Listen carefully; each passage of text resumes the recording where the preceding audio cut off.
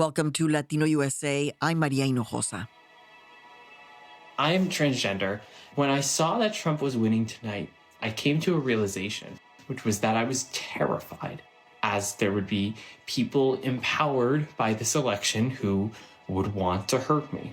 This is a wonderful day for our country. It's a wonderful day for patriots who love our Constitution. So my TikTok family. So I just had a very difficult conversation with my daughters. One is crying, and I had to keep telling her it's gonna be okay. Dear listener, querido y querida, this week has been quite a moment that our country is still processing.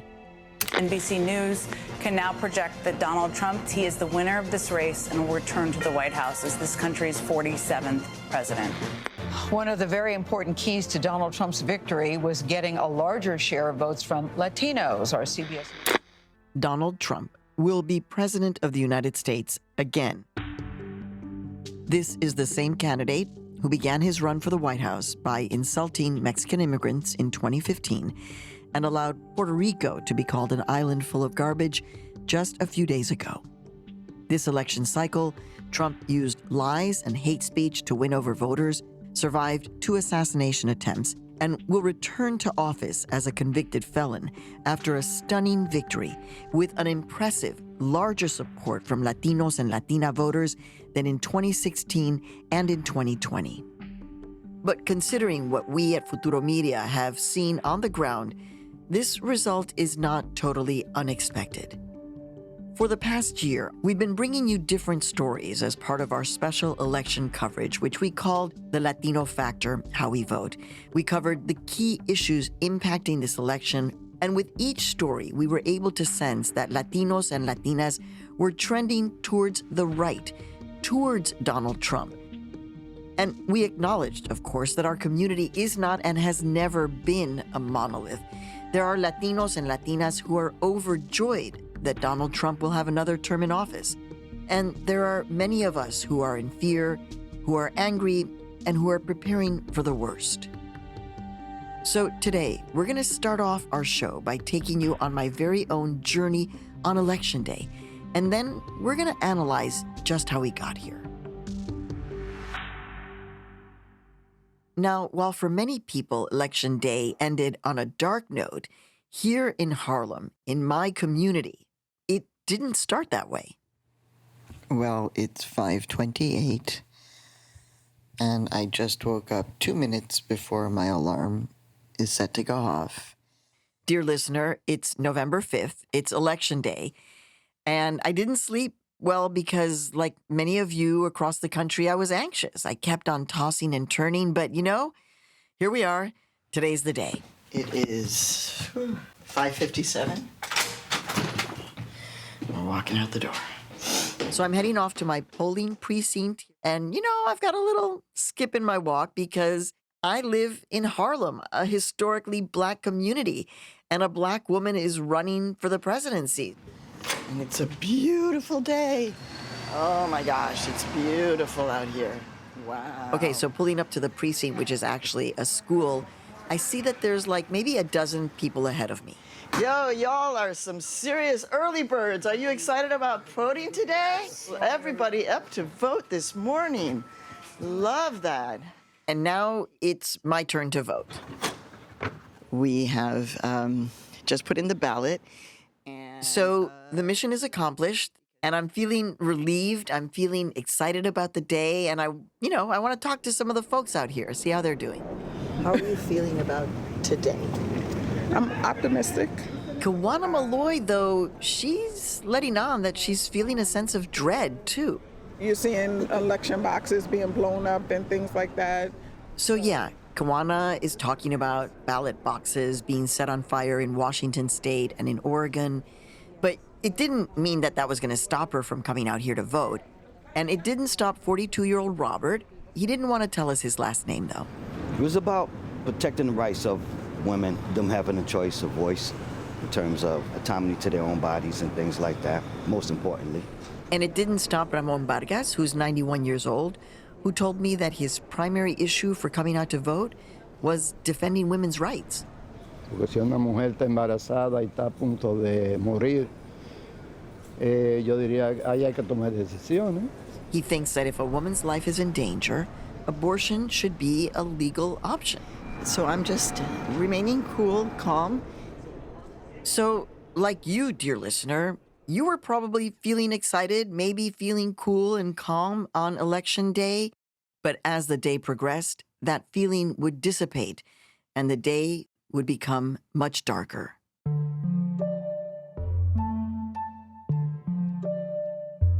From Futuro Media and PRX, it's Latino USA. I'm Maria Hinojosa.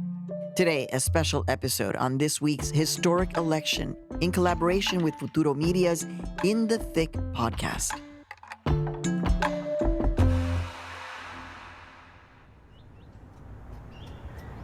So, dear listener, around the same time that I was waking up on Election Day, so were the construction workers in the battleground state of Pennsylvania. With its 19 electoral votes, whoever gets this state will likely win this election. Oh, ¿ya me vas a empezar a grabar? Claro, está bien. Oh, sí. Claro, porque Sergio, a construction worker, is the father of 2 U.S. citizens, his children. And today, he's getting ready to go to work. But on this day, producer Ariel Goodman is visiting him in his home. Sergio is originally from Mexico. He's worked for 20 years building the city of Philadelphia, laying sheetrock, fixing houses. But while his hands have helped build this city, he's actually unable to cast a vote to determine its future, to determine his family's future. como que uno no forma parte del sistema. ¿Por qué? Porque uno no puede votar. Uno está como con las manos cruzadas. We pull up to Sergio's work site today. It's a house that has been gutted down to the bones. Sergio tells us that he's worried about what a future could look like under Donald Trump, who has promised a sweeping mass deportation campaign. Una deportación es algo que te destruye psicológicamente, porque es como si te quitaran los sueños. Sergio says deportation destroys you psychologically. Then Sergio's wife Maria says the hate from Trump only makes her stronger. Está bien que diga y que saque todo el veneno que trae, porque ese veneno a muchos nos alimenta. Maria says that strength is in our DNA. We learn to survive no matter where we are. Traemos el ADN bien puesto con esa valentía y esa energía y ese valor, fortaleza para sobrevivir donde estemos. As Election Day unfolds, another place on people's minds is the state of Florida. This past May, a 6-week abortion ban went into effect in the state of Florida. Now, that is one of the strictest bans in the nation, and it sparked a political fight in the state that involved a lot of Latinos and Latinas. So I'm calling Teresa Guzman at Florida Rising, which is a statewide political organization dedicated to building power in communities of color. So it is now 10:39 in the morning on the East Coast. Can you tell us what that feels like in terms of St. Petersburg, Florida, where you are right now? We have been able to build a coalition of people that are Latino, Black, all kinds of folk really invested in this idea that we all have bodily autonomy and that we believe that our laws should reflect that. If Florida voters vote for Amendment 4, it would overturn the 6-week abortion ban. Charo Valero is with the National Latina Institute for Reproductive Justice. She's in Miami. What we're finding in the work that we're doing in Spanish-speaking communities in very conservative areas is that there is overwhelming support for this, regardless of party affiliation.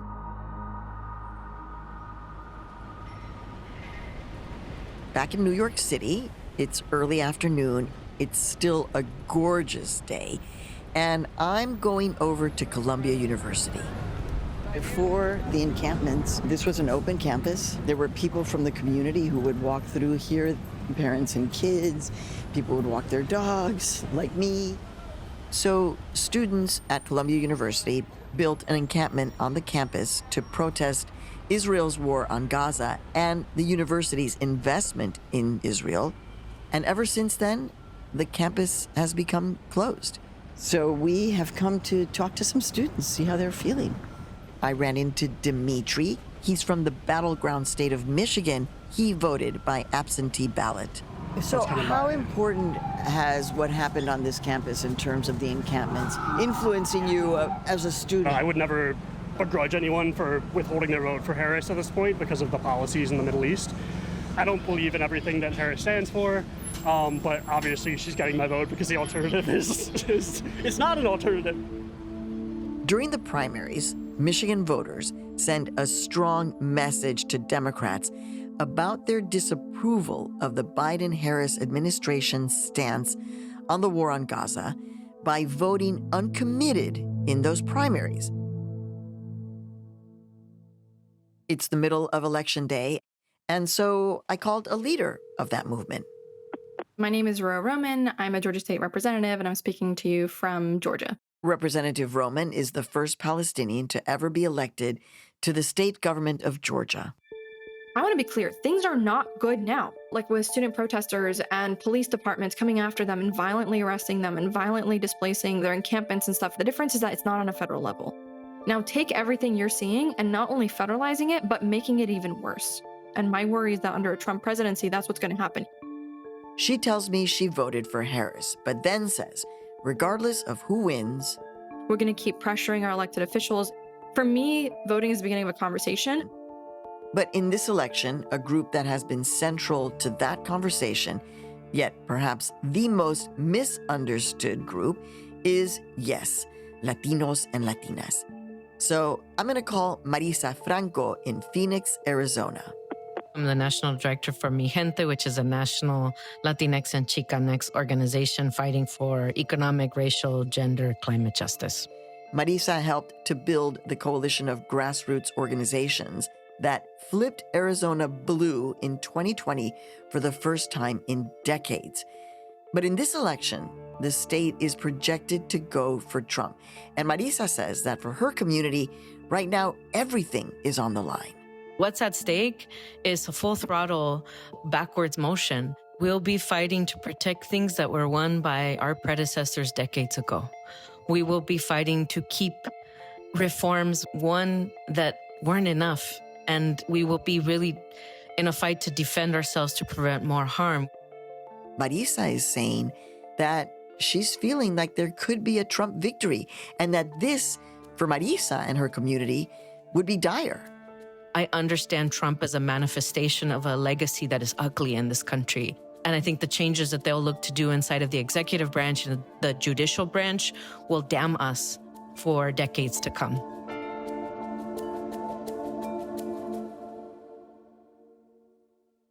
It's now getting darker in New York City.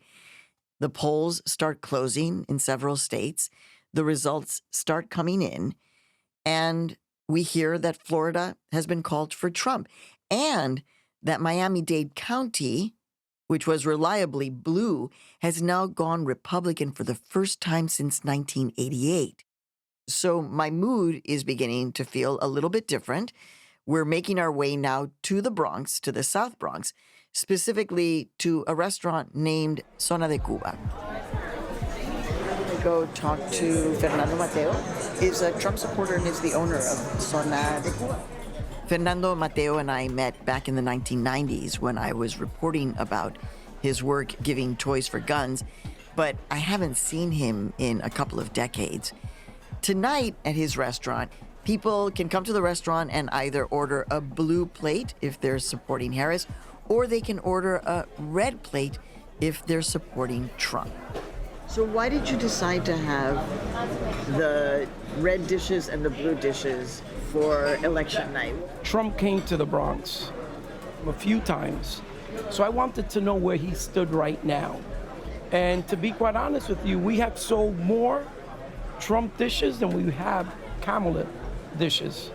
So what does that say to you about Latinos in the Bronx? I think the Latinos are tired of the same rhetoric I think that they want something new. They want opportunity. And they believe that Trump is the guy that's going to bring the opportunity. So to be clear, Fernando, you're 100% on board with a mass deportation policy. No, I'm not on board with anything that's going to hurt our community. I'm on board with the direction that I like the country to go in. I'm on board for the economy. I'm on board for opportunity. Before I leave, Fernando kind of points a finger at me and says he wants to tell me his prediction. I honestly believe that he is going to be president of the United States, whether you like it or not.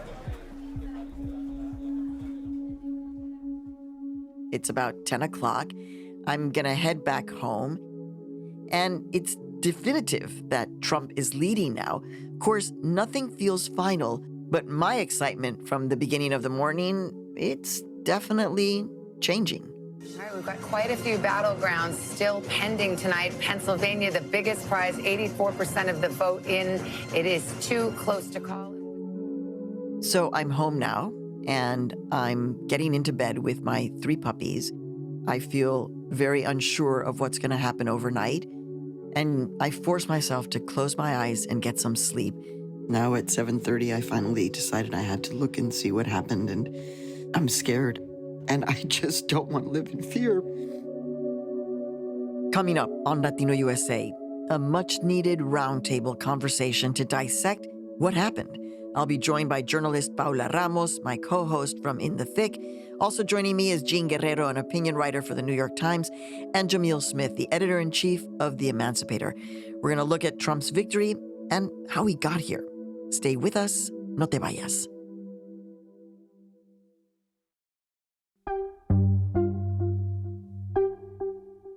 Hey, dear listener, welcome back to Latino USA on this special election episode in collaboration with Futuro Media's political podcast, In the Thick. We're going to turn now to our roundtable to unpack the results and how and why Trump was able to reclaim the presidency with substantial Latino support. We're joined by Jean Guerrero, journalist and contributing opinion writer for the New York Times. Welcome back to the show, Jean. Good to be here, Maria. And by Jamil Smith, editor-in-chief of The Emancipator. Welcome back to you, Jamil. Thank you for having me.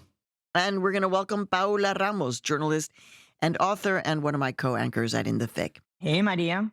And by now, everybody knows that Donald Trump has been declared the winner. He surpassed the 270 electoral votes needed. He's becoming the first U.S. president with a felony conviction and the second one to win a non-consecutive reelection. But let's start the way we always start our politics conversations, which is with a temperature check, i.e. how you're feeling. This is a challenging question, but we're going to start with you, Jean. ¿Cómo estás? What's your temperature check? Right now, I'm feeling that this is a profoundly dark and depressing moment.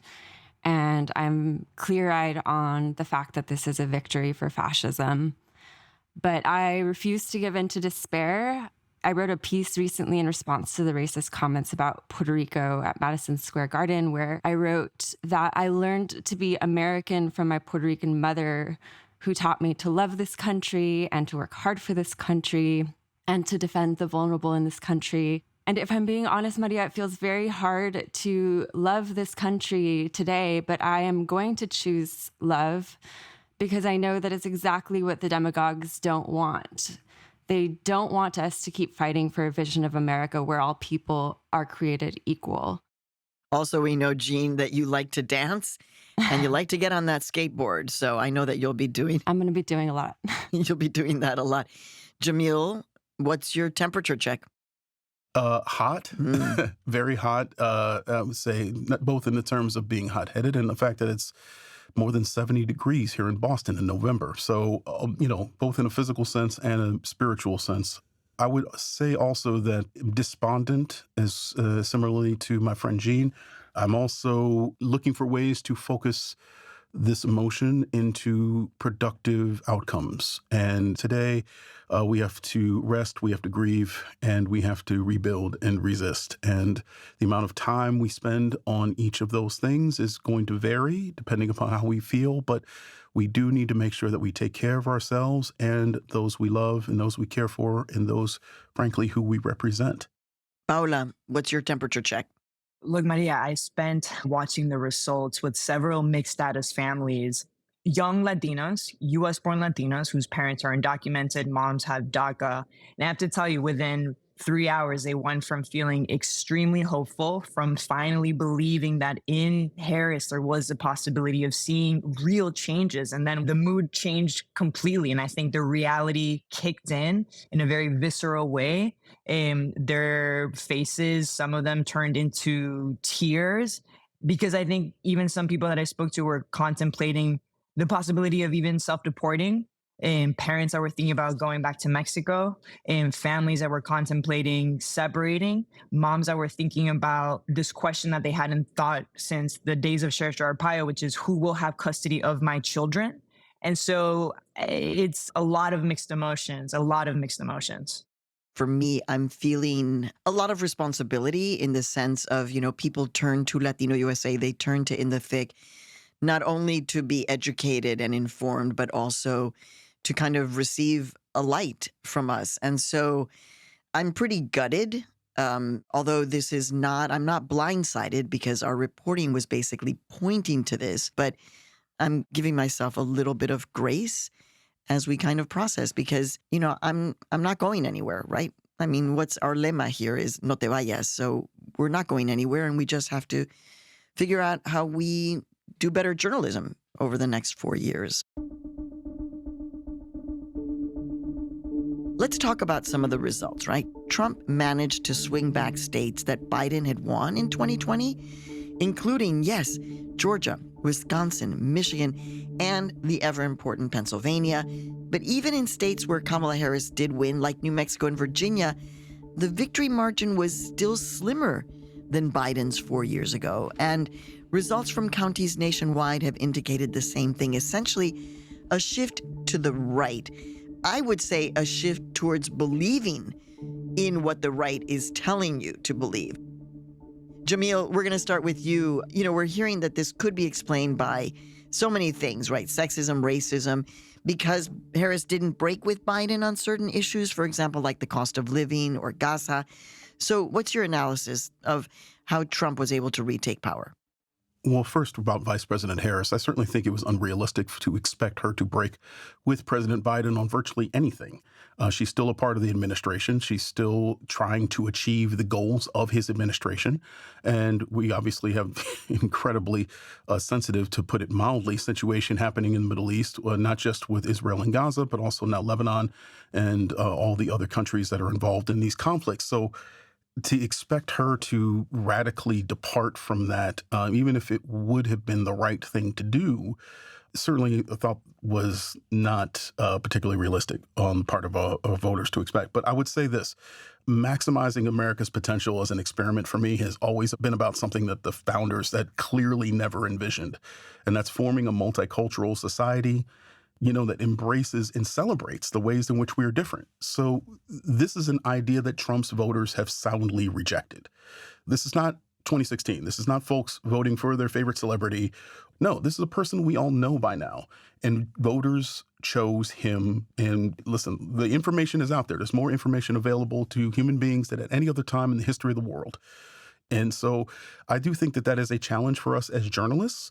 How do we get the right information in front of people, and how do we help them understand what are facts and not facts, and how do we prevent the next demagogue? And I got some of this sense from the year-long reporting that we've been doing for our special coverage here on Latino USA. It's called the Latino Factor, How We Vote. We're talking about specifically the issues that Latinos were saying were going to impact their vote: abortion, the economy, misinformation, democracy, immigration. We know now from the exit polls that these issues indeed determined the vote for thousands of voters around the country, of course, including Latinos. So I want to talk about Florida for a second. Now, I did spend some time there just about a month or two before the election, and so it wasn't a surprise that Donald Trump took the state. I mean, a little bit of a surprise for Miami-Dade to go red. So Trump won Florida in 2020. And we saw from the data that almost every county in the state now actually went more to the right. So let's listen to some tape when I was in South Florida reporting on misinformation targeting Latino voters in Spanish.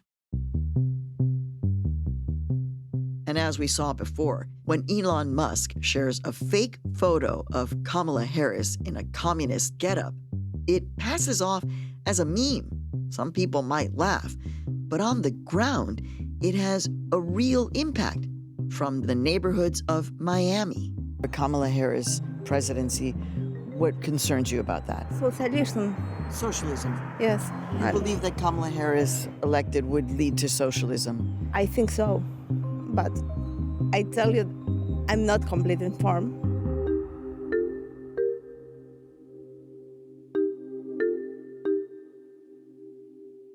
It happened actually, Jamil.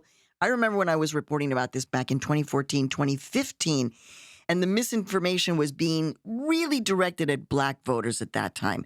And the misinformation was like, you don't need to vote. Your vote doesn't matter. Who cares? Don't vote.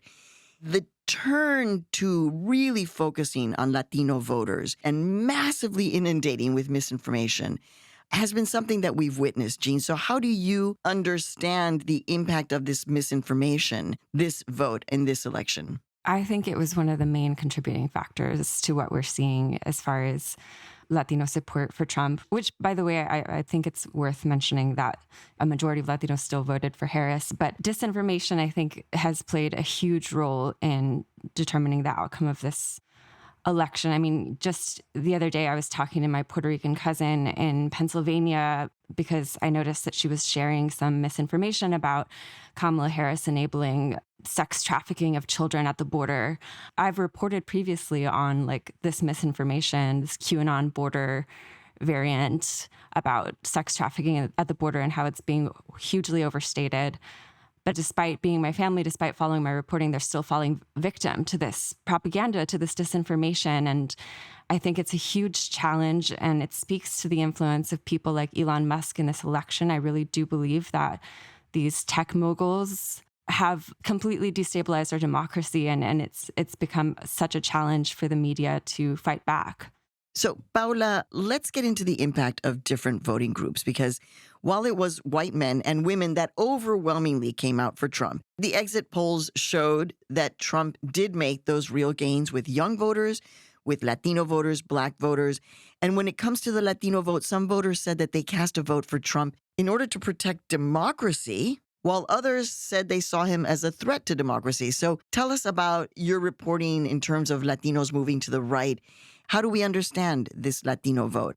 Well, look, I think the point right now, as we're sort of taking this in, is to be very open and be very curious and have no assumptions. And I think what you said right now is the key. We have believed that someone like Donald Trump, with his anti-immigrant rhetoric, would sort of push away Latinos and immigrant families. But I think if we've learned anything from this election is that even that assumption is wrong, right? Because what we know at this point is that there is a significant amount of Latinos that were not insulted by Donald Trump's anti-immigrant rhetoric, right? That were not alarmed by his words saying that he wanted mass deportations, and that in fact, perhaps they see themselves more aligned with white America, with this idea of what it means to be American, than they do with their immigrant roots. And that is a harsh thing and a hard reality to take in. But that is something that I think at this point we have to confront. And by us, I don't just mean us as journalists. I particularly also mean, and I throw this back to the Democratic Party, that has to really recognize and understand and listen with curiosity to what Latinos are saying, to how we are evolving, to this big difference that really resonated with them, which is that Trump's us versus them game really, really, really worked. You know, Paola, one of the things that we were reporting is that Latinos were really connected to the issue of the economy and President Biden, and the notion that President Trump, especially among Latinos and Latinas, is really held up as the example of a great businessman, even though there are 6 bankruptcies, right? Yeah. So how do we understand how deeply connected to the issue of the economy Latino voters felt? What would you say to the Democratic Party in terms of their missing out the opportunity to talk about the economy in a different way that might have led to a different result? I think for so long, what Democrats were trying to say is like, look, Republicans are trying to really paint a negative picture of the economy, but look at the facts, right? Wages are up, the economy is up, unemployment is down. Inflation has been a persistent issue, but it has come down. And I think they really, really, really tried to push that message. But I think what Donald Trump did was simply sort of break through that noise in a very simple way with a very simple language that may be hard to understand, but it just went like this. Look, I am just like you. This is what he told a group of Afro-Latinos in the Bronx a couple of weeks ago. He walked into a hair salon and he said, I am just like you. Yo soy igual que ustedes, right? I am a businessman, but I can help you guys because we all come from the same place. That is not true. That is not accurate, but it is simple language that seems to have resonated. And again, it's like we're kind of staring at this map that's full of contradictions. But I think what I keep coming down to is the simplicity of his message, right? The simplicity of his radical message broke through. It worked. Jamil, in the lead up to the election, there was a lot of talk about Black men moving to the right. And in some key swing states, Trump did in fact make gains. In Wisconsin, for example, Trump got 21% of the Black vote. That's compared to just 8% in 2020. That's a pretty big jump.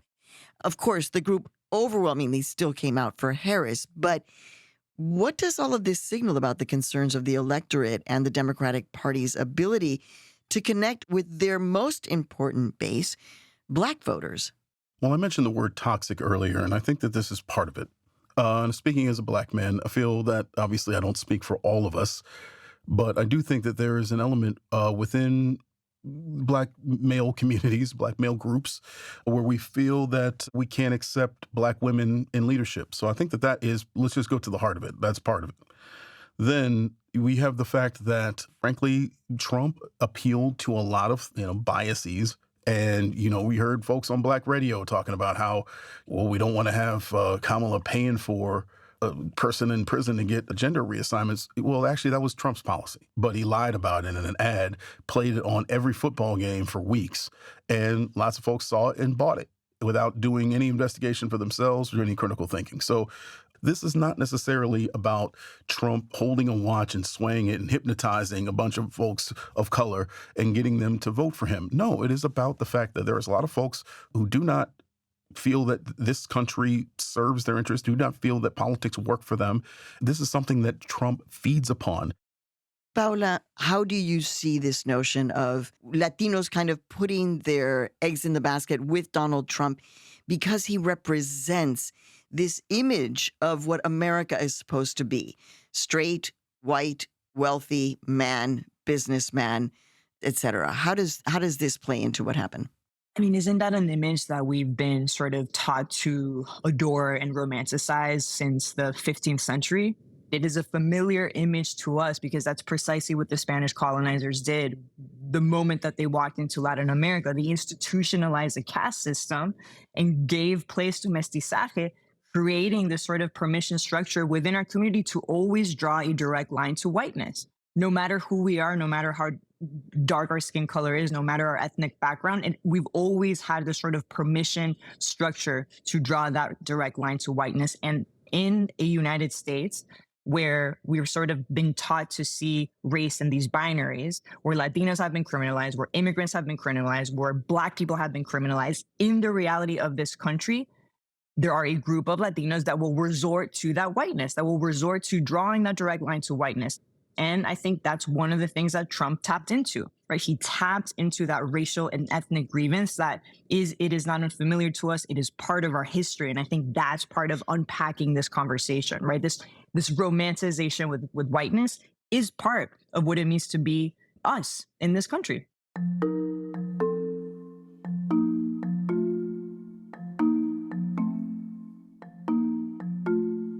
Coming up on Latino USA, our conversation continues about what the results mean for our democracy. Stay with us, no te vayas.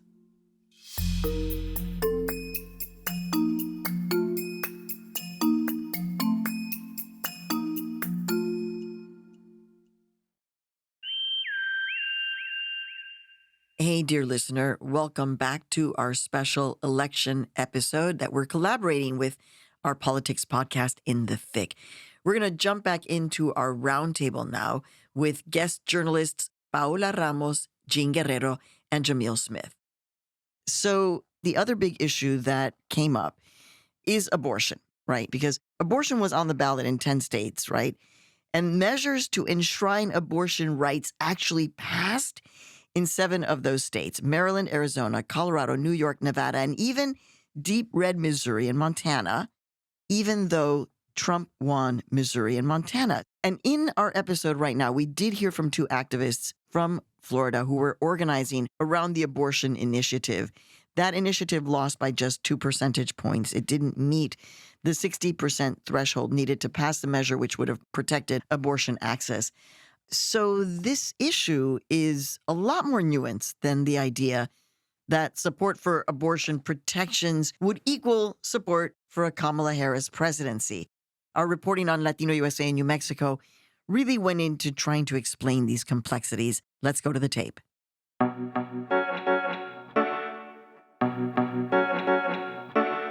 There's a conservative majority in the Supreme Court. There is a real chance that the anti-abortion movement could get another outcome in their favor, like what we saw with the reversal of Roe v. Wade. And Mark Lee Dixon, the Texas pastor, was also quite blunt about their final goal when we asked him about this.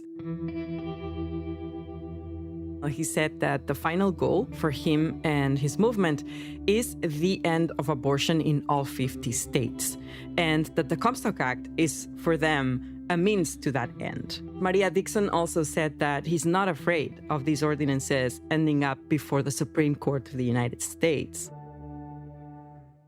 So, Jean, we have seen wider support for abortion access, but at the same time, stricter laws on the local level. And we're entering an administration that has previously overturned Roe v. Wade. What is all of this signaling about the future of abortion and abortion rights in our country now? What these abortion referendums, the success of these abortion referendums shows is the influence of Latinas, of Black women, of women of color who have resoundingly shown that they will fight for their bodily autonomy, that this is a value that they have. And Latinas are overrepresented in states that have abortion bans and are the most likely to suffer the consequences. They are the lowest paid group in the United States, so it's hard for them to find the time and the resources to travel across state lines for abortions, particularly if they are undocumented, because crossing state lines could mean risking deportation.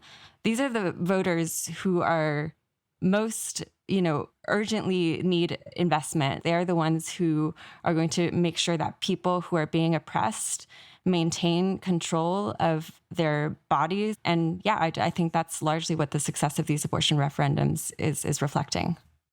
Now, Trump also made gains with young voters compared to 2020.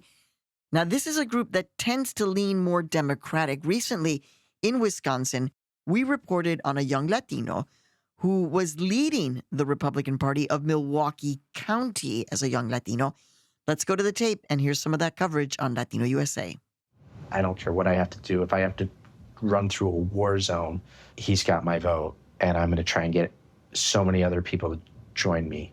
Friends, family, neighbors, doesn't matter, independents, swing voters, Democrats, anyone and everyone to vote for that man.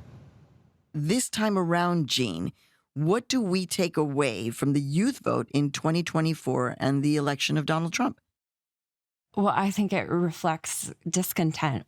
Largely, it also reflects a failure to come up with an effective counter-narrative on immigration. Young voters understand immigration as an economic issue that affects their economic prospects, their economic mobility. And I think what Kamala Harris really failed to do was to contrast herself effectively with Trump on his signature issue, which was immigration. She framed it largely in terms of border security, talking about her support for a border bill that would have increased Border Patrol's resources to try to counter this idea that she's pro-open borders. But she really didn't counter his immigrant scapegoating. his number one weapon, which was to treat immigrants as the cause of all of Americans' problems. She failed to frame immigration as an economic issue that benefits America. These are people who have built America's homes, highways, who harvest our crops, who take care of our elderly in hospitals. She really failed to hammer that home. And I think it was a result of really misunderstanding the power of young voters in this country. So the question of Kamala Harris differentiating herself both from Donald Trump, very specifically on the issue of immigration, let's say, we're going to give you a totally different view on immigration, or distancing herself from Joe Biden on the question of Gaza. Jamil, how much do you think the issue of Gaza impacted voter turnout and her loss, the Democrats' loss? I do think that certainly the energy at the DNC in August, as well as what we've seen since, tells us that people want more than calls for a ceasefire. People want more than calls for the war to end. When 40,000 people have been killed in retaliatory violence by Israel, people who had nothing to do with what happened during the Hamas attack on October 7th. And frankly, as much as we can debate Vice President Harris's campaign missteps, this begins and ends with Joe Biden to me. And the fact that he had years to court this demographic. He had years to make sure that he was communicating effectively with young people. He had years to make sure that they're not relying upon black and brown electorates simply for the fact that they are Democrats and those guys are the racists over there. You could say all that and it may be true, but we cannot afford to have a politics on the left where we spend most of our time complimenting our own intelligence.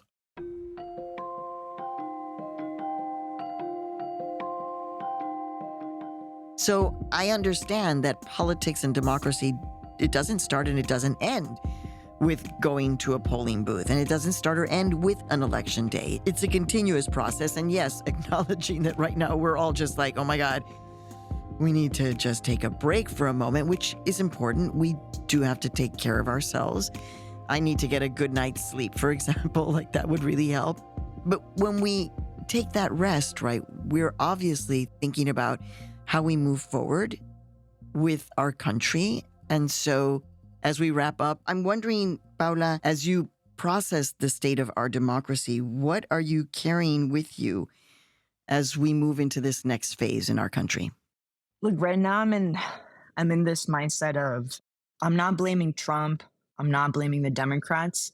I am simply putting the weight on voters, right? This is who voters chose. The two stories that we could choose were very clear. They were very different. This is the route that we chose. And so I think I'm just sort of taking that in and processing that Americans chose someone that is flirting with authoritarianism, that has told us what he will do, that will try so hard to implement these mass deportations. And that is what Americans want. And on top of that, I think for so long, so many of us sort of operated under this assumption that Latinos would be part of this huge and beautiful multiracial, multi-ethnic coalition that would lead this country towards a more better version of democracy. And now I think we're staring at a reality where perhaps it's going to look very different. And I think instead of being pessimistic, I think what I learned from spending time with the organizers on the ground here and the immigration activists is that they are going to be fighting no matter what. They have the infrastructure, they have the message, they have the North Star. And that was so clear after the election results came in, right? That these organizers know how to fight for democracy in a way better way than any political party does. And so that, I think, is something to hold on to. Jean, how do you see the state of our democracy today? And what are you carrying with you as you move forward? And where are you reaching to kind of get the inspiration and the energy to pick yourself up and keep on going? So I think one of the main concerns I have is around the silencing and self-censorship that we're going to see among journalists, particularly Latino journalists and journalists of color who are from the communities that Trump plans to target. I've been asking myself, like, if you have an undocumented family member, are you going to want to potentially draw the ire of the Trump administration by reporting the truth about his policies? So I think it's critical moving forward for all newsrooms to be developing strategies to fix that problem of underrepresentation and to ensure that they have plans in place to mitigate the risks that these journalists will face under a second Trump term, legal risks, psychological risks, etc. And the psychological toll of this kind of reporting is huge on people from these communities. I can speak from experience as somebody who's received threats of litigation from Trump's closest allies. And so I think one of the main priorities has to be making sure that newsrooms across the country are creating an environment where people of color feel safe and supported in telling their stories and in continuing to speak truth to power, because it's never been more important than it is right now in this moment. Jamil, take us out. Yes. Your comments on the state of our democracy and what you're carrying with you and how you're finding the inspiration to pick it up and keep on going. I actually want to quote a little bit of what Jean wrote for us at The Emancipator, that in Trump's America, you're American only if you choose hate.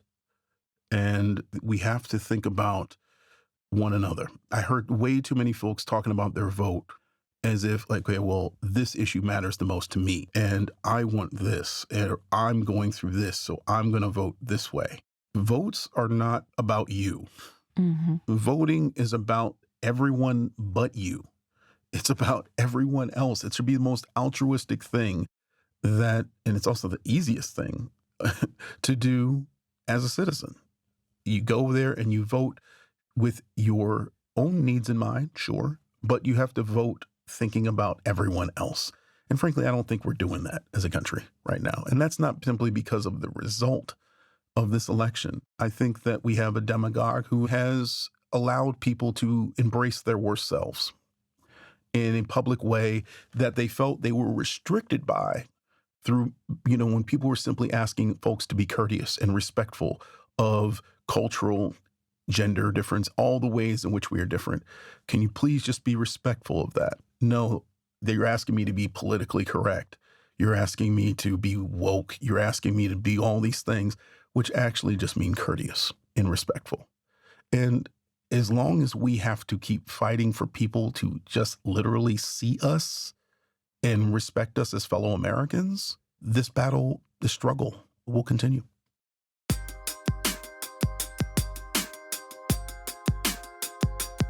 Thank you so much, Jamil, for joining me on this edition of In the Thick and Latino USA. Thank you, Jamil. Thank you. Jean, always a pleasure to have you on the show. Thank you for joining me on this episode. Likewise, thank you so much. Paola, thank you for all of your reporting and for your thoughts, and we'll see you on the other side. Thank you all. I'll see you soon. And may we get some rest, some nature, some good, healthy food, some family time, some laughing. Dancing. We'll need it. Amen. Thanks, everybody.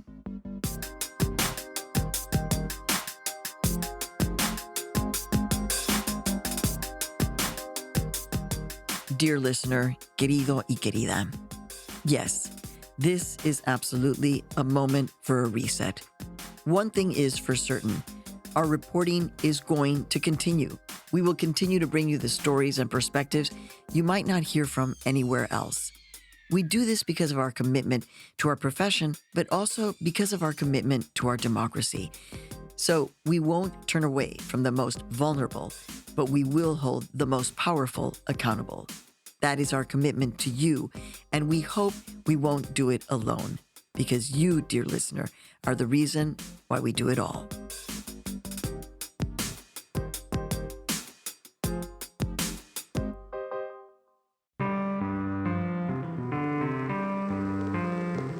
This special edition of Latino USA, in collaboration with Futuro's political podcast In the Thick, was produced by our wonderful team, including Reynaldo Leaños Jr., Ariel Goodman, Noor Saudi, Inés Renique, and Glorimar Marquez.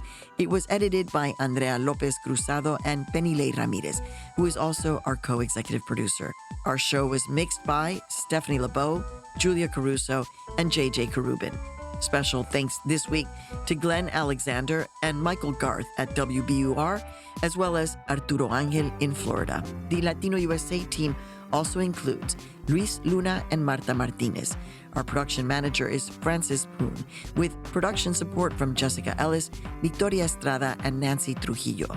Our pop-up season of In the Thick is supported in part by the Hispanic Federation and Futuro Media's Friends of Democracy Fund. Fund sustainers include Deepa Donde, April Gassler, and Carmen Rita Wong. I'm your host and co-executive producer, Maria Hinojosa. Join us again on our next episode. In the meantime, remember to find us on social media. I'll see you there. And remember, now more than ever, no te vayas. Ciao.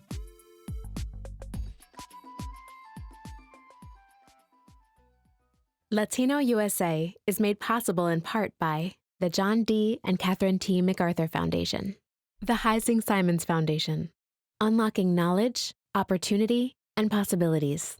More at hsfoundation.org. And Druckenmiller Foundation.